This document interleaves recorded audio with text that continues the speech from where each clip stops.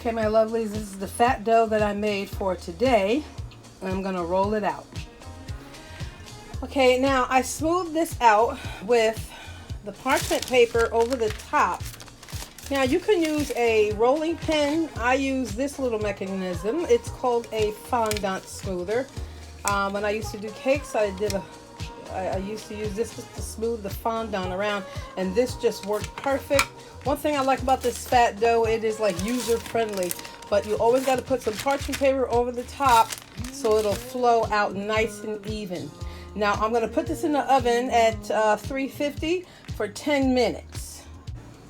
Okay, my lovelies, and while my tart is being blind baked right now for the 10 minutes, these are these beautiful heirloom tomatoes. They are just ready to eat.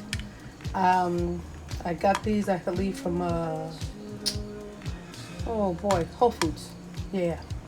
And this was got a little busted because somebody threw it in the bag, like my son, or maybe my husband it was, who knows. But I'm going to slice these up and I'm going to put it on my tart. Okay, this is my tart. I let it lay, baked it in the oven for 10 minutes, blind baked it. As you can see on the edges, it did get a little bit of browning there. I did poke holes in the dough so it wouldn't puff up as much. And now what I'm going to do, I'm going to put the heirloom tomatoes on there. And then I'm going to put some Redmond's, this is what I'm going to use. I'm going to use a little bit of sea salt and a little bit of olive oil over the top and some pepper.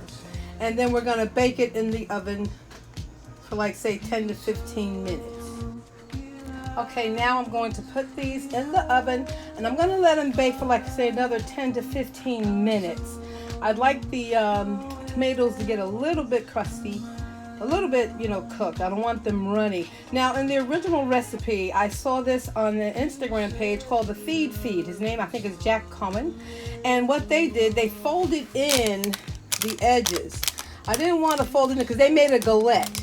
So I didn't know how friendly this was going to be for me to do by folding this in. I'm going to try to fold it in because it's still a little doughy.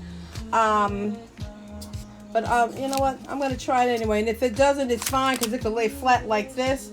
I might have a little bit of running from the juice. Now, his original recipe, he let it sit in the oven for like 45, I think, to 50 minutes on 400.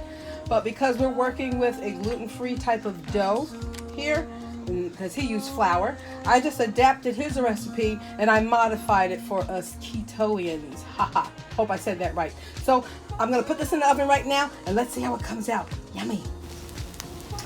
Okay, my lovelies. This looks really, really good. This is nice and juicy. It's got, like I said before, it's going to probably have a little bit of runny on here. But this looks good. It came fresh out the oven. I'm going to let it sit for like maybe 4 or 5 minutes. Okay, my lovelies, I'll let it sit for a couple of minutes. And then I just put some fresh basil on there. And this looks delish. Yummy. Well, if you like this video, you can like, subscribe, and share, and hit that little subscribe button. Yeah. And my Instagram page is at Keto Life 50+. So I hope you enjoy this recipe. Like I said earlier, this is a recipe that I modified from the Feed from Jack Cohen, and I hope he would be proud of me because I modified his recipe because it looks so good. So you guys have a great night. Thank you so much for watching this video. Don't forget to subscribe. Bye-bye.